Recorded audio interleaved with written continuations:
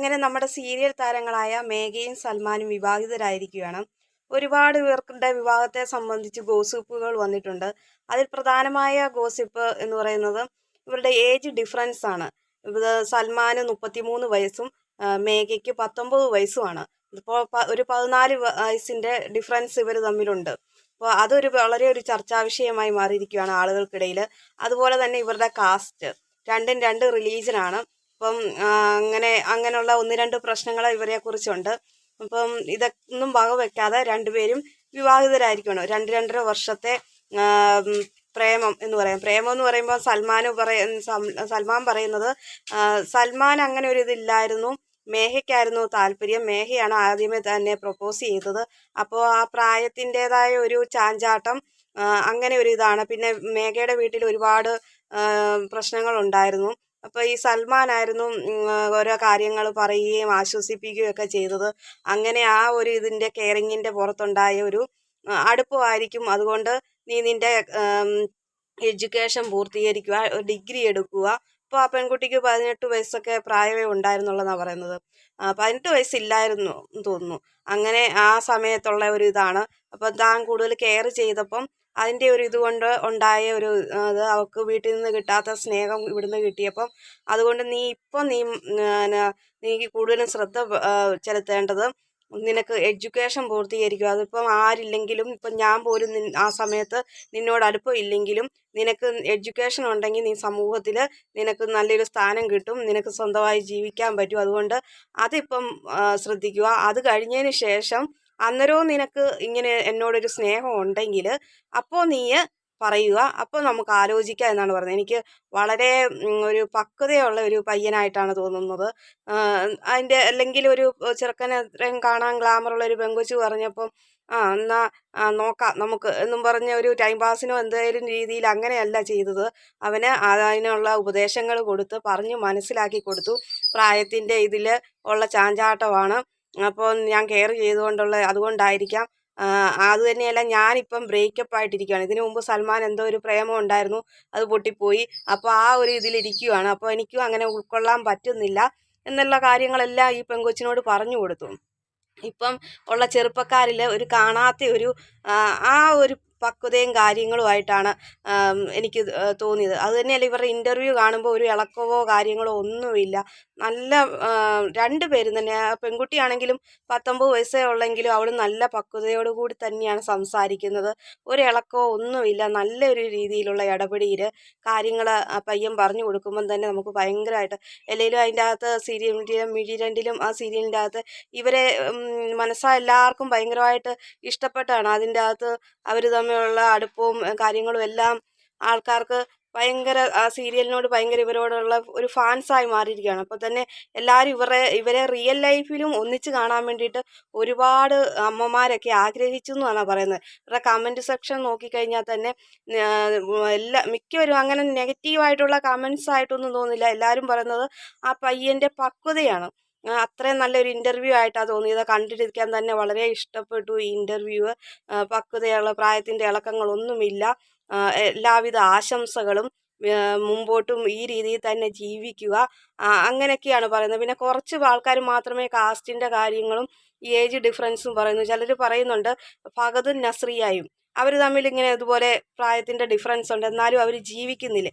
അപ്പോൾ ചിലർ പറയുകയാണ് അപ്പോൾ അവരുടെ ഫാമിലി സപ്പോർട്ട് ഉണ്ടായിരുന്നു, അതുകൊണ്ട് പ്രശ്നമില്ല. ഇവർക്ക് ഫാമിലി സപ്പോർട്ടില്ല എന്നാണ് പറയുന്നത്. എന്തായാലും അന്നേരം അതിന് മറുപടിയായിട്ട് സൽമാൻ കമൻ്റ് ഇടുന്നുണ്ട്, ഞങ്ങൾക്ക് ഏജ് ഡിഫറൻസിൻ്റെ കാര്യത്തിലൊന്നും ഞങ്ങൾക്ക് യാതൊരു പ്രശ്നവുമില്ല.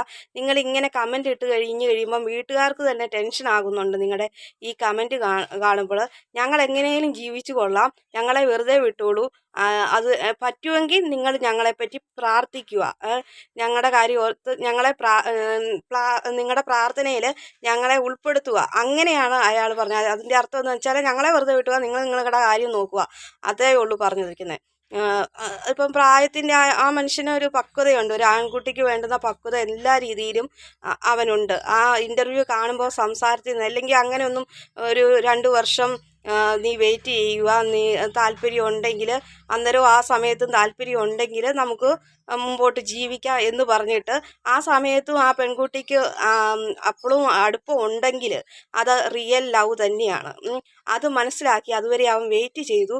അപ്പോൾ അവൻ ആലോചിച്ചു എന്നുള്ളതാണ്, കല്യാണത്തിലേക്കും മുമ്പോട്ട് പോയി നമുക്ക് ഒന്നിച്ച് ജീവിക്കാമെന്നുള്ള അഭിപ്രായപ്പെട്ടു. അങ്ങനെ അവർ കല്യാണം രജിസ്റ്റർ ചെയ്തു. അപ്പോൾ എന്തായാലും അവരുടെ ഭാഗത്തു നിന്ന് പിന്നെ മിക്ക ഫിലിം ആർട്ടിസ്റ്റുകളുടെയൊക്കെ കല്യാണം കാണുമ്പോൾ നമുക്ക് കാണാറുണ്ട് ഒരു 6 മാസം 1 കൊല്ലമൊക്കെ കഴിയുമ്പോൾ ഡൈവോഴ്സായി പോകുന്നത്. പക്ഷേ എത്രയോ പേര് നല്ല ജീവിതം നയിക്കുന്നുമുണ്ട്. ജയറാമും പാർവതിയും, ബിജു മേനോന്, സംയുക്ത വർമ്മ, അങ്ങനെ കുറേ ആൾക്കാരുണ്ട്. അതുപോലെ ബീന ആൻ്റണിയും ഭർത്താവും ഇവരൊക്കെ നല്ല രീതിയിൽ തന്നെ ആണ് മുൻപോട്ട് പോകുന്നത്. പല ജാതിയിലുള്ള ആളുകൾ തമ്മിൽ കല്യാണം കഴിച്ചിട്ടും യാതൊരു പ്രശ്നമില്ല. ആനിയും ഷാജി കൈലാസ് ഇവരെ ക്രിസ്ത്യനും ഹിന്ദുവാണ്, എന്നിട്ട് എന്താ പ്രശ്നം ഉണ്ടായി? ഒരു പ്രശ്നവും ഇല്ല. അവർ മക്കളുമായിട്ട് സുഖമായിട്ട് ജീവിക്കുന്നു, യാതൊരു പ്രശ്നങ്ങളും ഇല്ലാതെ. ആനി ചേച്ചി ഇപ്പോഴും സോഷ്യൽ മീഡിയയിലൊക്കെ സജീവമാണ്. ആനീസ് കിച്ചൺ എന്നൊക്കെ പറഞ്ഞുള്ള ഓരോ പരിപാടികളായിട്ട് അവതരിപ്പിച്ച് മുമ്പോട്ട് പോകുന്നുണ്ട്. അതൊന്നും യാതൊരു കുഴപ്പമില്ലാതെ തന്നെ. പിന്നെ രണ്ടുപേരും തമ്മിൽ ഒരു പൊരുത്തമുണ്ടെങ്കിൽ പരസ്പരം അങ്ങോട്ടും ഇങ്ങോട്ടും അംഗീകരിച്ച് മുമ്പോട്ട് പോവുകയാണെങ്കിൽ ആരുടെ സപ്പോർട്ടില്ലേലും ഇവർക്ക് നല്ല ജീവിതം തന്നെ നയിക്കാൻ പറ്റും. ഒരു കുഴപ്പമില്ല. പ്രേമിച്ച് കല്യാണം കഴിക്കുന്നെന്നും പറഞ്ഞ് ചിലരുടെ ജീവിതം നശിച്ചു പോകുന്നുണ്ട്. എന്നാൽ ഒരുപാട് പേര് നല്ല രീതിയിൽ ജീവിക്കുന്നുണ്ട്. രണ്ടുപേരും പരസ്പരം മനസ്സിലാക്കി ജീവിച്ചാൽ യാതൊരു കുഴപ്പവുമില്ല. അപ്പോൾ അവർ അവരുടെ വീട്ടുകാരെക്കുറിച്ച് ചോദിക്കുന്നുണ്ട്, കാസ്റ്റിന് അതിൻ്റെയൊക്കെ കാര്യങ്ങൾ ചോദിക്കുന്നുണ്ട്, എങ്ങനെയുണ്ട്, എതിർപ്പുണ്ടോ എന്നൊക്കെ ചോദിക്കുമ്പോൾ സൽമാനും മേഘയും സംസാരിക്കുന്ന കാര്യങ്ങൾ നമുക്കൊന്ന് കേട്ടു നോക്കാം. ഇപ്പൊ ഇന്ത്യ കാസ്റ്റിന് ലൈക്ക് ആ ഒരു ഫാക്ടർ ഉണ്ടല്ലോ. അപ്പൊ ലൈക്ക് നിങ്ങൾ വീട്ടിൽ സംസാരിക്കും. ഇപ്പം സൽമാൻ വിളിച്ച് ചോദിച്ചല്ലോ നമുക്ക് കല്യാണം കഴിക്കാം എന്ന് പറഞ്ഞപ്പം അതെങ്ങനെയാണ് വീട്ടില് പ്രസന്റ് ചെയ്തത്? അത് വീട്ടില് ഇവളുടെ വീട്ടിൽ ഓൾറെഡി ഇവർക്ക് എൻ്റെ അടുത്തുള്ള ഒരു ഇൻട്രസ്റ്റ് അല്ലെങ്കിൽ എൻ്റെ അടുത്തുള്ള ഒരു താല്പര്യം അറിയാം, ഞങ്ങളുടെ കോൺടാക്റ്റും കാര്യങ്ങളൊക്കെ അറിയായിരുന്നു. സോ രജിസ്റ്റർ വിവാഹത്തിന്റെ രജിസ്റ്റർ മാരേജിന്റെ വീഡിയോ കണ്ട എല്ലാവർക്കും മനസ്സിലായിട്ടുണ്ടാവും രണ്ടാളുടെ വീട്ടുകാരും ഇല്ല. വിച്ച് മീൻസ് ദാറ്റ് ഒബ്വിയസ്ലി അവിടെ നിന്ന് ഒരു എതിർപ്പുണ്ട്, അല്ലാതെ ചില പ്രശ്നങ്ങളൊക്കെ ഉണ്ട്. പക്ഷെ വെരി ലക്കിലി അല്ലെ, വെരി ലക്കിലി അന്ന് രജിസ്റ്റർ മാരേജിന് അന്ന് ഇവളുടെ അച്ഛൻ വന്നു അവിടെ. അച്ഛനെ കണ്ടപ്പോ പുള്ളിയാര് കുറച്ച് ഷോക്കായി. പിക്ചർ ക്ലിക്ക് ചെയ്തോണ്ടിരിക്കുകയാണ്. അപ്പൊ പെട്ടെന്ന് വിളിക്കാൻ ഇതാരോ വിളിക്കാത്തൊരു ഗസ്റ്റ്. പക്ഷെ പുള്ളിക്കാരൻ ഭയങ്കര കൂളായിരുന്നു. വന്നിട്ട് പറഞ്ഞു എന്തായാലും നിങ്ങൾ ഇത്ര വരെ ആയില്ലേ, സോ നല്ലൊരു ജീവിക്ക് ബ്ലസ് ചെയ്തു, കൂടെ നിന്ന് പിക്ചർ ഒക്കെ എടുത്ത്. പക്ഷെ ആക്ച്വലി ഒരു അബദ്ധം പറ്റി എന്താ വെച്ചാൽ ഞങ്ങൾ പിക്ചർ എടുത്തില്ല. ഞങ്ങളത് റിയലൈസ് ചെയ്യാൻ കുറെ ടൈം എടുത്തു. കാരണം ഒരു പ്രശ്നം ഞങ്ങള് ഉള്ളിൻ്റെ പ്രതീക്ഷിച്ച് നിൽക്കായിരുന്നു, ആരെങ്കിലും ഒക്കെ വരും എന്നുള്ളത്. പക്ഷെ അച്ഛൻ വന്നിട്ട് ഭയങ്കര കൂളായിരുന്നു. പുള്ളിക്കാരത്തിൻ്റെ അടുത്ത് സംസാരിച്ചു, എൻ്റെ അടുത്ത് സംസാരിച്ചു. മോളെ പൊന്നു പോലെ നോക്കണമെന്നൊക്കെ പറഞ്ഞു. പൊന്നല്ലേ, മുക്കുകൊണ്ടാണോ? അപ്പൊ അങ്ങനെയൊക്കെ നന്നായിട്ട് നോക്കണം എന്നൊക്കെ പറഞ്ഞിട്ട് ഭയങ്കര ഹാപ്പി ആയിട്ട് ഫോട്ടോ ഒക്കെ എടുത്തിട്ടാണ് പോയത്. അപ്പൊ അമ്മേന്റെ അടുത്ത് സംസാരിച്ചു, പുള്ളിക്കാരത്തിയല്ല അമ്മേന്റെ അടുത്ത് സംസാരിച്ചു. അങ്ങനെ അപ്പൊ എന്റെ വീട്ടിൽ നിന്നും ഇതേപോലുള്ള അല്ലറച്ചില്ലറ എതിർപ്പും കാര്യങ്ങളൊക്കെ ഉണ്ടായിരുന്നു. അപ്പൊ റീസെന്റ് ഇപ്പൊ ഇന്ന് ഉമ്മച്ചി വിളിച്ച് സംസാരിച്ചു, ഉമ്മച്ചി മെസ്സേജ് ഒക്കെ അയച്ചു. It's all getting good, going good. മേഘയുടെയും വീട്ടുകാരുടെ അഭിപ്രായവും കാര്യങ്ങളും എങ്ങനെയായിരുന്നു, അവരുടെ അടുപ്പം എന്നുള്ള കാര്യങ്ങളെല്ലാം നമ്മൾ കേട്ടില്ലേ. അത് എന്തായാലും തന്നെ രണ്ട് റിലീജിയൻ ആകുമ്പം ആർക്കും ഉൾക്കൊള്ളാനാവില്ല. ഇത്രയും പ്രായമുള്ള കാരണവന്മാരാണ്, അവർക്കൊന്നും അംഗീകരിക്കാൻ പറ്റത്തില്ല. അതൊക്കെ സത്യമായിട്ടുള്ള കാര്യം. അതിപ്പോൾ നമ്മളാണെങ്കിൽ പോലും നമ്മുടെ മക്കളുടെ കാര്യത്തിൽ അങ്ങനെ തന്നെ ഒരു തീരുമാനത്തിലേ വരുള്ളൂ. പിന്നെ ചില മനുഷ്യർ ചിന്തിക്കുന്നുണ്ട് അവരെ എങ്ങനെയായാലും സുഖമായിട്ട് ജീവിച്ചാൽ മതി, ഇപ്പം ജാതി മതം ഒന്നും പ്രശ്നമില്ല, അങ്ങനെ ചിന്തിക്കുന്നവരും അത് അങ്ങനെയുള്ളവർ തന്നെ വളരെ കുറവായിരിക്കും. എത്രയാന്ന് പറഞ്ഞാലും നമ്മൾ അവനവൻ്റെ ജാതി മതം അങ്ങനെ നോക്കുന്ന ആളുകളാണ് എന്തായാലും പേരൻസ്. അവർക്ക് അവരവരുടെ മതത്തിലുള്ളവരെ കല്യാണം കഴിക്കുന്നതാണ് അവർ അംഗീകരിക്കുന്ന ബന്ധം എന്ന് പറയുന്നത്. ഇതിപ്പോൾ അവരത്രയും ആത്മാർത്ഥമായി സ്നേഹിച്ചു, രജിസ്റ്റർ വിവാഹത്തിലേക്ക് അങ്ങനെ ചെയ്യാൻ ഉറപ്പിച്ചു. അപ്പോഴാണ് യാദൃശ്ചികമായിട്ട് മേഘയുടെ അച്ഛൻ വന്നതും സപ്പോർട്ട് ചെയ്യുകയും വിഷ് ചെയ്യുകയും ഒക്കെ ചെയ്ത് കൂട്ടത്തിൽ നിന്ന് ഫോട്ടോ എടുത്തൊക്കെ പോകും. അത് ആ മനുഷ്യൻ്റെ ഒരു നന്മയെന്ന് പറയാം. സ്വന്തം മകളല്ലേ, എത്രയായെന്ന് പറഞ്ഞാലും മകളാണ്. അദ്ദേഹം ചിന്തിച്ചു എന്തായാലും ഇവർ തമ്മിൽ പിരിയുന്നില്ല, എന്നാൽ പിന്നെ നമുക്ക് സപ്പോർട്ട് കൊടുത്തേക്കാം.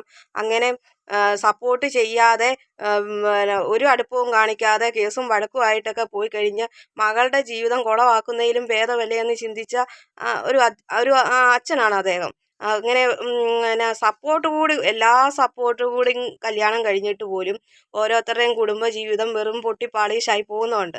അതുപോലെ തന്നെ മക്കളെ അംഗീകരിക്കാതെ പ്രേമിച്ച് കല്യാണം കഴിക്കുന്നതിന് എതിർപ്പ് കാണിച്ച് വേറെ അവരുടെ കാർന്നോന്മാരുടെ ഇഷ്ടത്തിന് വിവാഹം ആലോചിച്ച് നടത്താനിരിക്കുമ്പോഴായിരിക്കും മക്കൾ ചിലപ്പോൾ ആത്മഹത്യയൊക്കെ ചെയ്യുന്നത്. കഴിഞ്ഞ ദിവസം ഒരു പെൺകുട്ടി ആത്മഹത്യ ചെയ്തതാണ്. അവൾക്ക് ഇഷ്ടമില്ലാത്ത ബന്ധത്തിലേക്ക് വീട്ടുകാർ ഉറപ്പിച്ചു. അപ്പോൾ ആ പെൺകുട്ടി ആത്മഹത്യ ചെയ്തു. അത് കഴിഞ്ഞ് ഒരു ദിവസമോ 2 ദിവസമോ കഴിഞ്ഞപ്പോഴാണ് അവൾ പ്രേമിച്ചിരുന്ന ആ പയ്യന് ആത്മഹത്യ ചെയ്യാൻ തുടങ്ങുകയൊക്കെ ചെയ്തു. കയ്യിലെ ഞരമ്പൊക്കെ മുറിച്ച്. അപ്പോഴാണ് അറിയുന്നത് ഇവർ തമ്മിൽ സ്നേഹം ഉണ്ടായിരുന്നു. അതാണ് ആ പെൺകുട്ടി ആത്മഹത്യ ചെയ്തത്. പിന്നെ 1-2 തവണ ആത്മഹത്യക്ക് ശ്രമിച്ചു ആ പയ്യന്. അത് കഴിഞ്ഞ് ഒരു ദിവസം അവൻ വീട്ടിൽ നിന്ന് ഇറങ്ങിപ്പോയി അടുത്തുള്ള ഒരു വളപ്പിൽ പോയി തൂങ്ങി മരിക്കുകയാണ് ചെയ്തത്. അത് അവരുടെ ആത്മാർത്ഥമായ ഒരു പ്രണയമാണത്. അപ്പോൾ വീട്ടുകാർ അംഗീകരിച്ചില്ലെങ്കിൽ ഇങ്ങനെയൊക്കെയാണ് ഇപ്പോൾ ഉള്ള കുട്ടികൾ ചെയ്യാൻ പോകുന്നത്. അപ്പോൾ അത് മനസ്സിലാക്കിയ ഒരു അച്ഛനാണ്. അദ്ദേഹത്തിൻ്റെ നല്ല മനസ്സിന് വളരെയധികം നന്ദി ഉണ്ട്. അതുകൊണ്ടാണ് അദ്ദേഹം മക്കൾ ഏതായാലും അങ്ങനെ തീരുമാനം എടുത്തു. ഇനി എന്തായാലും അവരല്ലേ മുമ്പോട്ട് ജീവിക്കുന്നത്, സപ്പോർട്ട് ചെയ്തേക്കാം എന്ന് പറഞ്ഞ് അദ്ദേഹത്തിനോട് വിളിച്ചില്ലെങ്കിൽ പോലും ആ സമയത്ത് ചെന്ന് അവരെ അനുഗ്രഹിച്ച് പോയി. അതുപോലെ തന്നെ സൽമാൻ്റെ ഉമ്മ വിളിച്ചു. അവരും അതുപോലെ ഇപ്പം നല്ലൊരു രീതിയിൽ മുമ്പോട്ട് കൊണ്ടുപോകുന്നു. ഏതായാലും 2 കാരണവന്മാരും നല്ലൊരു മനുഷ്യരായതുകൊണ്ടാണ് അവർ മക്കളുടെ താല്പര്യത്തിന് ഇനി എതിർത്തിട്ട് കാര്യമില്ല, അവർ മുമ്പോട്ട് ജീവിക്കട്ടെ, അവരല്ലേ ജീവിക്കട്ടെ, നമുക്ക് പറ്റുന്ന പോലുള്ള സഹായ സഹകരണങ്ങൾ ചെയ്തു കൊടുക്കാം എന്ന് പറഞ്ഞ് അവർ ഇപ്പം അംഗീകരിച്ചേക്കുന്ന ഈ ബന്ധം എന്തായാലും അതൊരു നല്ല കാര്യമാണ്. പിന്നെ ഒരുപാട് ഇതിൻ്റെ ഇടയ്ക്ക് നിൽക്കുന്ന ആൾക്കാരെന്ന് പറയുമ്പോൾ കുറച്ച് പുഴുക്കൾ, അതായത് കൃമികളാണ്. അവരിങ്ങനെ മതത്തിൻ്റെ കാര്യവും ഈ വീട്ടുകാർക്കോ ഈ പെൺകുട്ടിക്കോ പയ്യനോ ഇല്ലാത്ത ഓരോ പ്രശ്നങ്ങൾ ഉണ്ടാക്കി മതത്തിൻ്റെ ഏജിൻ്റെയും ഡിഫറൻസിൻ്റെ കാര്യങ്ങൾ പറഞ്ഞ് ഓരോ കാര്യങ്ങൾ പറയുന്നതാണ്. അപ്പോൾ അതിനെക്കുറിച്ച് സൽമാൻ പറയുന്ന വാക്കുകൾ നമുക്ക് കേട്ടു നോക്കാം. റിലീജിയൻ ഡിഫറൻസ് ഒക്കെ ഇപ്പോഴും നെഗറ്റീവായിട്ട് കാണുന്നത് എന്തുകൊണ്ടാണെന്ന് അറിയില്ല. അതൊന്നും കൊണ്ടല്ല, അവർ വളർന്നു വരുന്ന സാഹചര്യം കൊണ്ടാണ്. വേറെ ബാക്കി പറഞ്ഞോട്ടെ. ഇല്ല, അത് ബേസിൽ കുറച്ച് നെഗറ്റീവ്സ് ഒക്കെ ഉണ്ട്, ഇല്ല എന്ന് പറയുന്നില്ല. അത് നിർത്തിയാൽ വളരെ നല്ലതായിരുന്നു. ഞങ്ങൾക്ക് തമ്മിൽ ഒരു പ്രശ്നമില്ല, ഞങ്ങൾ കൂടുതൽ ആൾക്കും പ്രശ്നമില്ല. We are very happy and family is also getting okay with it. all are getting okay with it. ഈ കാസ്റ്റിന്റെ പേരിൽ എന്തെങ്കിലും നെഗറ്റീവ് കോമന്റ്സ് ഫേസ് ചെയ്യേണ്ട വന്നിട്ടുണ്ട്? തീർച്ചയായിട്ടും. ഞാൻ പറഞ്ഞല്ലോ, ഈ വരുന്ന ഒരു 0.5% നെഗറ്റീവ്സ് വരുന്നത് ഈ റിലീജിയനും ഈ ഒരു ഏജ് ഡിഫറൻസ് പിന്നെയും കുഴപ്പമില്ല. റിലീജിയന്റെ ബേസിൽ സൽമാൻ പറഞ്ഞേക്കുന്ന കാര്യം വളരെ സത്യമാണ്. അവരാണ് ജീവിക്കാൻ പോകുന്നത്. ഇതിൻ്റെ ഇടയ്ക്ക് വന്ന് കുത്തിത്തിരിപ്പുണ്ടാക്കാതെ അവനവൻ്റെ കാര്യം നോക്കുക. അവനവൻ്റെ ജീവിതത്തിൽ ഒരുപാട് പ്രശ്നങ്ങളൊക്കെ ഉണ്ട്. അതൊക്കെ അവരുടെ മക്കളെ കുടുംബം അതൊക്കെ നോക്കി മുമ്പോട്ട് പോകാനുള്ളതിന് മറ്റുള്ളവരുടെ കഞ്ഞിക്കകത്ത് കൊണ്ട് ഈ പാറ്റ ഇടാതിരിക്കുക. ഇത് നമ്മുടെ മലയാളികളെ സംബന്ധിച്ചിട്ടുള്ള വേറെ ഒരു പ്രധാന പ്രശ്നമാണത്. അതായത് അവനവൻ്റെ വീട്ടിലെ പ്രശ്നങ്ങൾ സോൾവ് ചെയ്യാതെ മറ്റുള്ളവരുടെ വീട്ടിൽ എന്താണ് പ്രശ്നം ഉണ്ടാകുന്നത്. അത് തന്നെയല്ല, ഒരു വീട്ടിൽ അടുപ്പിൽ തീ കത്തി, പണ്ടത്തെ ആൾക്കാർ പറയുന്നേക്കാം അടുപ്പിൽ തീ കത്തുമ്പം മറ്റുള്ളവർക്ക് അരിശു അയലോക്കം കാരണമെന്ന്. ആ രീതിയിലുള്ള ഒരു സ്വഭാവമാണ് പകുതി മനുഷ്യരുടെയും കാര്യങ്ങളിലുള്ളത്. ഇവരെങ്ങനെയും ജീവിച്ചോട്ടെ, അവർക്ക് അതിനുള്ള കാര്യങ്ങൾ അറിയാം, അവർ മുമ്പോട്ട് ജീവിക്കുന്നത് അവരാണ്. അവർക്ക് എന്തെങ്കിലും പ്രശ്നം ഉണ്ടായാൽ അവരാണ് അനുഭവിക്കുന്നത്. അതിൻ്റെ അകത്ത് നമ്മൾ കുത്തിത്തിരിപ്പിനോ അവരുടെ ഏജിൻ്റെ ഡിഫറൻസ് പറഞ്ഞോ അല്ലെങ്കിൽ മതത്തിൻ്റെ കാര്യം പറഞ്ഞോ അവരുടെ പേരൻസ് അംഗീകരിച്ചിരിക്കുന്നു. ഇപ്പം ആ പേരൻസ് അംഗീകരിക്കുന്നിടത്തോളം നമുക്ക് പറയേണ്ട ഒരു കാര്യവുമില്ല. അവരംഗീകരിച്ചു. അവർക്ക് എന്തെങ്കിലും സംഭവം ഉണ്ടായാൽ അവർക്കാണ് അതിൻ്റെ ഉത്തരവാദിത്വം, അല്ലാതെ ബാക്കിയുള്ളവർ ഉത്തരവാദിത്വം ഏൽക്കാൻ പോവുകയോ എടുക്കുകയോ ഒന്നും ചെയ്യണ്ട. അന്നേരം അതിനെക്കുറിച്ച് ബേജാറാകാതെ അവനവൻ്റെ കാര്യം നോക്കി ജീവിക്കുക. എന്തായാലും സൽമാനും മേഘയ്ക്കും ഒരുപാട് കാലം ഇതുപോലെ തന്നെ സന്തോഷമായിട്ട് ജീവിക്കട്ടെ എന്ന് നിങ്ങളുടെ ഫാൻസായ എനിക്കും അഭിപ്രായമുണ്ട്. നല്ല രീതിയിൽ തന്നെ ജീവിതം മുമ്പോട്ട് പോകട്ടെ. എല്ലാവിധ വിവാഹ മംഗള ആശംസകളും നേരുന്നു.